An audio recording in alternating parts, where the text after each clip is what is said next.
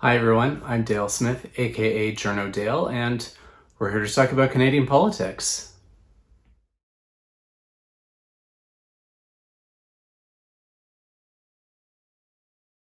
All right, I'm here with economist Mike Moffatt from the Smart Prosperity Institute, and he's been doing a lot of research on the housing issues we are facing, particularly in Ontario. But I figured because this is still a very pressing matter that is not going away, that we should kind of get a chat about what his new numbers are and yeah, where this is taking us. Mike. Yeah, thank you for having me. So yeah, tell us about some of the research you've been doing lately about these housing numbers. Yeah, so we've been trying to figure out what's going on with this provincial promise for 1.5 million homes. So we've got the provincial government, the Ford folks saying we need 1.5 million homes. We had the federal government talking about doubling housing completions over the next decade, and if you do the math there, that works out to about 1.5 million. So you've got this rare instance where you've got Premier Ford and Justin Trudeau and Chris Freeland, all basically saying this target, but there's been no analysis from it. I mean, this basically came from Ford's housing task force, which had an excellent report, but didn't. They just said, okay, we need 1.5 million, and they didn't explain where this came from. Federal government hasn't explained it as well, other than just like, okay, well, doubling sounds good. So we've got reports that's released or getting released, depending on what time you watch this, Monday, August 15th at 8:30 in the morning. And it's called Ontario's Need for 1.5 Million More Homes. And we basically do two things. The first is say, okay, does this number make sense? So what we do is we look at average housing levels in every province and territory except Ontario and BC. Because those markets, generally speaking, are functioning pretty well and don't have the kind of chronic housing shortages we have in BC and in Vancouver and Toronto and so on. So we Yeah. use that as our baseline. And we say, okay, if that's what we're trying to hit in Ontario, we're just trying to look like every other province.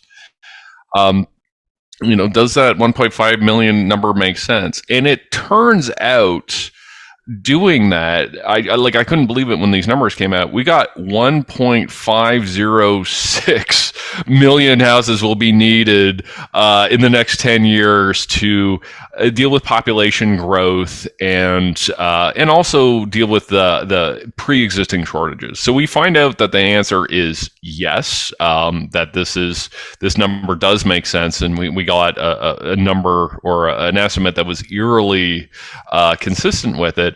And then we said, okay, well, where is this coming geographically? Because Ontario is a big place. And go, okay, where is this demand coming from?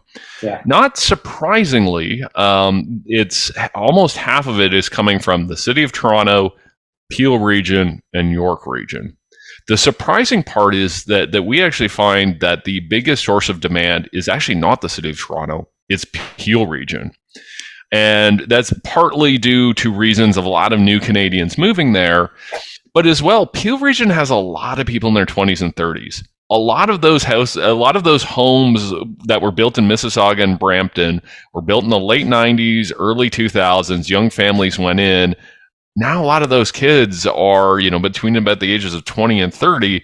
They're starting to look towards starting their own family. So Yeah. that was the surprising thing that we found. Just the numbers jumped out at us at how big the housing shortages are in Peel region. And we tested culture and a number of other things to say, okay, maybe there's other stuff going on. And there probably is to a certain extent, but just massive, massive housing shortages in the Peel region, which is going to be a problem not just for Peel, but a lot of those families are going to spread out across the province over the next 10 years. So if you're, Kitchener, Waterloo, or Brantford, or so on, expect to see a lot of families wanting to move in from Mississauga and Brampton. Yeah. So with this number in mind, you've also been writing a lot about how municipalities are just not stepping up to the plate on this. So what are you finding in that regard? Yeah, absolutely. So right now in the province, every municipality has to do their official plan. It's basically here's what here's how much land we're going to need over the next 20 years. Here's what we're going to do to zoning, all kinds of things. This is like it's a provincial requirement. And the municipalities have basically submitted this. They had until Canada Day to submit this to the province, to the Ministry of Municipal Affairs and Housing.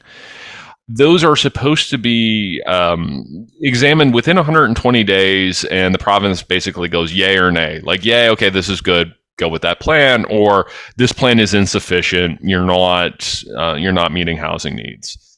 The province has indicated, or at least kind of behind closed doors, that they're not going to do this until the municipal election is over. Like they don't, the Ford government doesn't want to become part of an election narrative. So we have this election in late October. We'll get this sort of approval or not approval.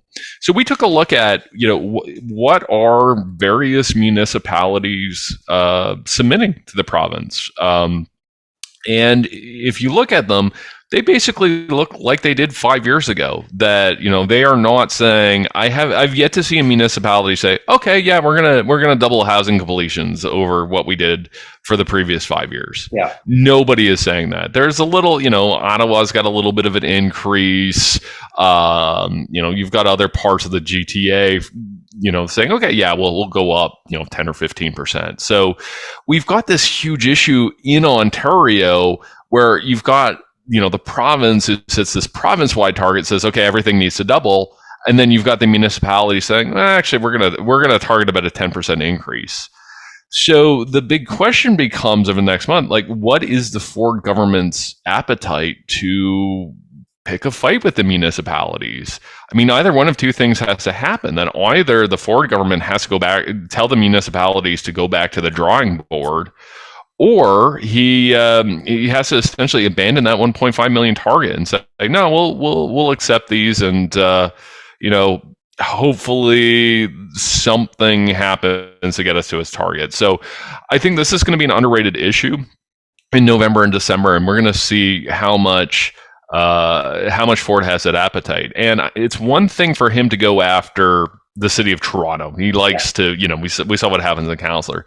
Yeah. But I don't know his appetite to go after Mississauga and Peel and Vaughan and all the places in York region, given that that's where those 905 ridings are where they have the most of their MPPs, and those are what decide elections.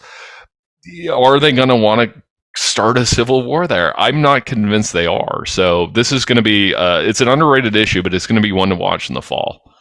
Yeah, I mean, I guess there's a certain amount of hell, half no fury, like NIMBYs who are worried about their property values.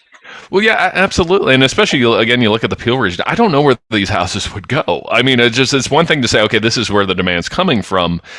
I don't know how they would get that supply. So it's, yeah, absolutely. That I think if Ford comes in and said, no, you know what, you got to go back to the drawing board, and you've got to allow, triplexes by right, and you need to put up all these missing middle places. Yeah, I think a lot of suburban homeowners would be like, no, that's just not happening. And that's Ford's base. So it's going to be a difficult one, and I'm really not sure how the Premier's office and how Minister Clark are going to handle this. Yeah, and I think that's a somewhat underrated issue that I don't know if is getting enough discussion federally, because the federal government's made all these commitments around housing completions. They've allocated this $4 billion fund to help municipalities clear log jams in terms of approvals and so on. But if there's no official appetite in these municipalities, what kind of pressure is there that we can bring to bear to them? Because as far as I can tell, there's no federal lever that can be used here, so that leaves it up to the province. Yeah, so the federal government, so if we go to the housing accelerator, and I conceptually I like the housing accelerator. I think it's a novel approach, but the federal government has its own tensions here that first of all, it's going to be a lot like healthcare, where the municipalities are going to basically say, "Oh, just give us the money. We're the experts. We know what to do." And the federal government is going to want to be fairly prescriptive and say, "Okay, we want this money, and we'll let you." I don't know, modernize your approvals process. Like in some municipalities, all this stuff is still done on paper, and they sort of fax it in and things like that. So there are things that could be done to speed up the process. Obviously, there's the question of how much municipalities actually want to get homes built faster. Yeah, there's that issue. Second issue that they're going to have is that if you look at least the market rate housing issue, it's really confined to like 2 or 3 places. Like it's really a lower mainland BC, a southern Ontario, and maybe sort of a Halifax region issue. Now we have issues all across the country around, social housing, assisted living, homelessness, housing on reserves. So those are issues everywhere. But if you look at sort of, issues of middle class 20-somethings wanting to buy a home, it's not equally distributed. But I don't see how the federal government can say, okay, yeah, we're going to give money to Vancouver, Toronto, and a bunch of GTA areas, and Halifax, and I'm sorry, Calgary, Edmonton, Winnipeg, Montreal, and Quebec City. You don't get anything. Like, I don't see that issue. And then you have a third one on top of that, where rural municipalities are going to want their share. The problem is if you encourage rural municipalities to build more, you're basically encouraging sprawl. So I don't see how the federal government is going to be able to come up with a fair allocation of this that doesn't run counter to their climate targets. So, they've got this great intention. I like what they're trying to do, but there's all of these political tensions where, first of all, they're going to want to be very prescriptive. Second of all, they're going to want to be seen as fair to every province. And then third, there's this urban-rural divide that they're going to have to go through. I'm not sure how they do that. I'm really, I'm at a bit of a loss. So it's going to be very interesting to see them navigate this. Yeah, and I think that's something that I try and at least point out now and again when we get these questions coming up. Around, why hasn't the federal government done something about more, this and that? It's like, well, they don't have the levers to do that. I mean, there's only so much that you can attach strings to federal dollars to get outcomes, and it's tricky. It's a blunt instrument that they don't have as much control over as they would like. Yeah, absolutely. And again, particularly on the market rate side. So on the social housing side, they can, go in and work with the CMHC and that is a thing that they can do. And there's no part of Canada that doesn't need that. But where you get into trouble is these issues that are not equally distributed. Where, right now you look like the price of a home in Tillsonburg, sort of rural or semi-rural, small town southern Ontario, it's higher than in Quebec City. It's higher than in Edmonton. It's higher than in Winnipeg. So, you've got this issue that is very regional in nature, and it's very difficult for the federal government to deal with regional issues. Almost by definition, they're not designed to do so. Yeah. One of the other things that has really kind of caught my attention with some of the stuff you've been tweeting is the way in which these municipal plans are essentially building by default this need to force people out into these small rural towns. Can you just explain that a little more as well? Yeah, absolutely. So, because essentially what happens is you have, again, these sort of population and household forecasts that get baked into municipal plans, but they're really not forecasts because they're almost self-fulfilling prophecies, right? That you say, okay, this is how far this is how much our population is going to grow, and this is how many households we're going to have. So what we'll do is we'll make sure that our urban growth boundaries are certain, and then we'll sort of figure out how much infill we'll allow and the zoning changes that go to that. And then sure enough, they end up hitting that number. And then municipalities kind of pat themselves on the back going, oh, our forecasts are excellent. It's like, well, no, you limited growth, right? Yeah. You said, okay, that you sort of you put a cap on everything, but that's got to spill over somewhere. And where it usually spills over is in surrounding municipalities. So we did a report back in the spring called "The Growth of London Outside of London," in this case being London, Ontario. Yeah. And you see that there, where London's pretty good at hitting its forecast, but those sort of excess population, those families looking for homes, they need to move somewhere. And where they end up going is, they go west of the city to a town called Kamoka. They go south of the city to St. Thomas, which has about 50,000 people, or they go north to Lucan, or where my family's from, Wayland Corners, Ontario. Lucan, Ontario is one of the fastest growing places in Canada. Well, why? Well, they've got a small council who's like, okay, you know what? Yeah, absolutely. We've got this land, and we're going to sort of charge reasonable rates for. Some might argue too low, but we'll charge reasonable rates for development charges. So you've got these massive subdivisions going in. And the problem, if you're London, like, part of the problem is environmental, right? Because those people are still, they're working at university hospital. Like, some of them can work from home, but a lot of them can't. So they're driving back into the city, and they're living places where public transit can and never will go. Yeah. But the problem for the municipal government is all of those people in Lucan or Kamoka or wherever, they're not paying a dime of municipal taxes to the City of London. They're paying them to the small towns. But they drive into town. They use the roads. If they get in an accident, it's London police that get called. So you get this sort of hollowing out of municipal finances. We've got another report coming out at the end of the month looking at the Ottawa area, and it's the same thing. They're all moving out to Carleton Place and Perth, Ontario, and so on. So it's a big issue in large parts of Ontario, whereas, like, you have these cities that are growing, but the actual surrounding areas, the surrounding municipalities, are actually growing faster than the municipal area, the municipal boundaries of the city itself. Yeah.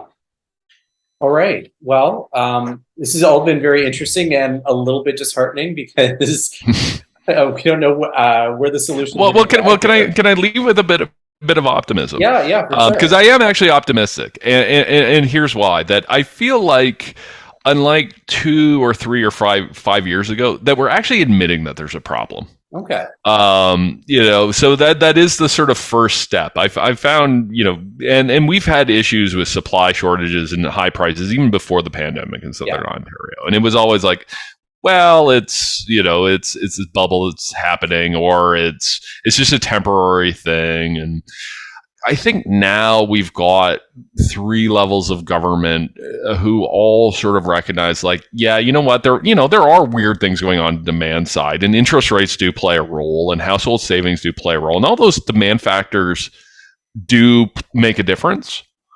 But there is a supply side issue. All levels of government recognize it. Now it's just a question of coordination and political leadership, which we've never, again, it could be healthcare, it could be a variety of things we've always struggled with in Canada. But at least we've gotten to the next step. So, I want to leave your listeners and your viewers with a little bit of optimism. It's not all doom and gloom. Things are moving in the right direction, but just painfully slowly. All right. Well, I appreciate that bit of optimism, and we'll talk soon. Yeah, talk soon. Take care. All right, thanks. And that's everything for this week. Join us again next week for some more Canadian politics. I'm Dale Smith. That's at journo_Dale on Twitter. And don't forget to like the video, share, subscribe, and support us on Patreon. Thanks, everyone.